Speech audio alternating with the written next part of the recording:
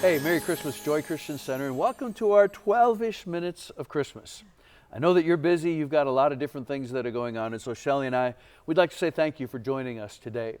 I heard somebody say something a long time ago that I think is actually more true than maybe they ever meant it, but life is what happens when you're busy doing other things. And so I brought a snow globe with me today, and this snow globe kind of reminds me a little bit of this season, or at least it's how I feel, because just like many of you, Shelley and I, we've been busy, been doing a lot of different things this year and hitting it hard. I'm still wondering, how is it possible that Christmas is here already and all the things that we intended to do, where did this summer go? You know, instead of the 12 minutes of Christmas, maybe we should be doing the 12 minutes of summer instead, as quick as it seems to go. And then we see the Royal Rangers selling calendars reminding us that 2023 is pounding at the door, demanding our attention. And so, again, that's why it is with this little snow globe. We have this bubble, this little window of time that we call Christmas. It's really the space between the busyness of the last year and the preparation, the anticipation for the year that is to come. And sometimes that's what Christmas really is. And it's our hope that each and every one of you, your family, and all the special people in your life will be able to enjoy and truly appreciate the beauty, the joy, the peace, and the goodwill of this Christmas season. Most importantly, our hope and really our desire is that you would experience the life and the peace and the joy that Jesus came to bring. You know, the Bible tells us that God loved this world so much that He gave His only begotten Son. It was the love of God that compelled Him to send us the very best gift ever. It was the gift of Jesus. And it's this story that I think is the greatest love story that has ever been told. And so Shelley and I would like to invite you to sit back, relax, and see how this great love story came to be.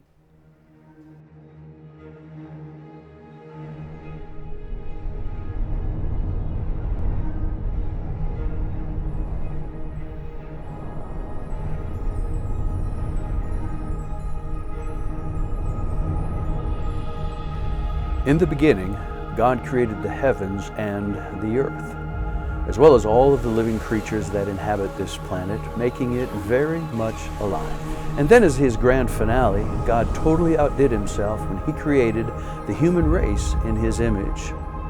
In time, even though the human race was created in His image, and even though the human race was given the freedom to choose as God Himself chooses, the human race became a rebel race. But the good news is that the character of God is love. So God used His freedom to set in motion a plan that was designed to redeem and restore His image bearers without removing His image from them. Actually, God's plan began with a man named Abraham, whose family would eventually become an entire nation. God promised Abraham that through his descendants, God would eventually send a Savior to address, once and for all, the source and the consequences of the sin that was in this world. But when? Centuries passed. Kingdoms rose and kingdoms fell, and the law of sin and death continued to roll through creation like a tsunami that was polluting and corrupting everything that it touched. And just when it seemed that nothing would ever change, that God's promise to Abraham could never be kept, everything changed. When the time had fully come, when God had everything and everyone in their right places, God sent His Son, born of a virgin, born under the law, to redeem those that were under the law, all in order so that God's image-bearing race might receive the right to be called children of God.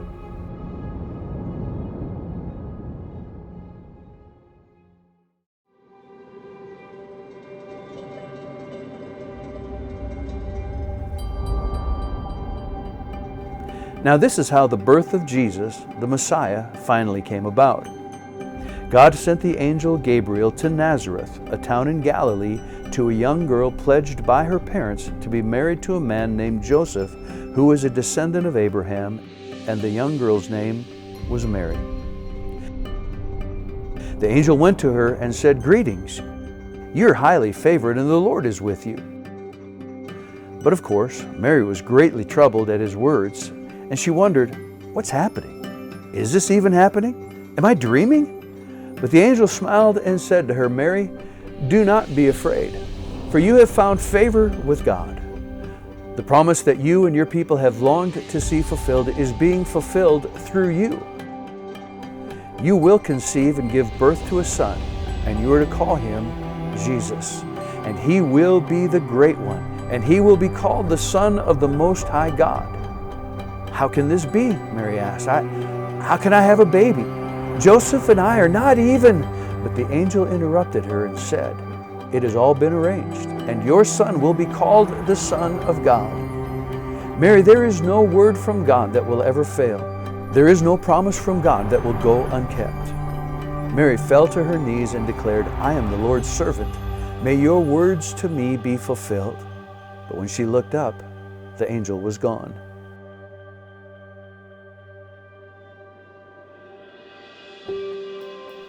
Just as the angel had said, a baby began to grow in Mary's womb, and she was both amazed and terrified. Who would ever believe her story? As the time for the birth of the baby drew near, the Roman emperor decided to conduct a census of the entire Roman world. Everyone was required to return to their birthplace to register. So Joseph also went up from the town of Nazareth in Galilee to Judea, to Bethlehem, because he belonged to the house and the line of David, and he took Mary with him. But when they arrived in Bethlehem, all of the inns and all of the guest houses were full. So Joseph found a dry stable and made Mary as comfortable as possible. And while they were there, the time came for the baby to be born, and she gave birth to her firstborn son. And she wrapped him in cloths and laid him in a manger.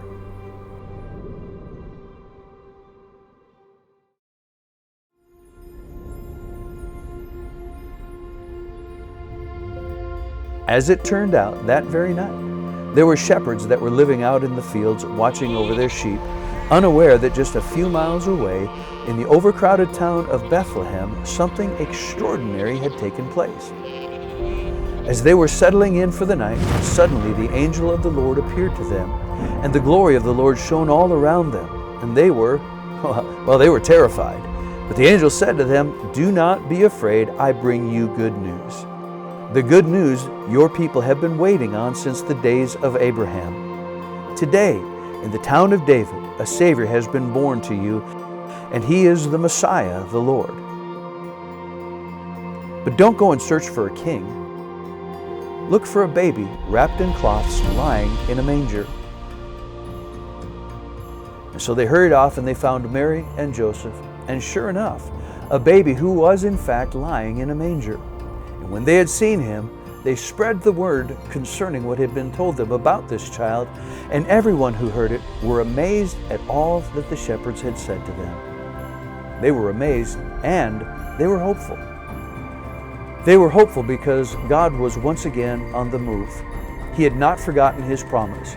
God had become flesh and moved in to redeem this rebel race that he came to save.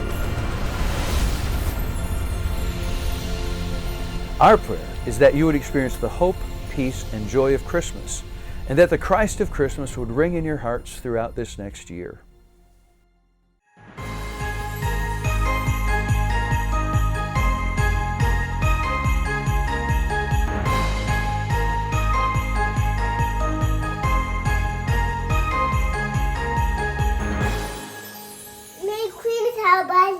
Yes, Merry Christmas from our families to yours.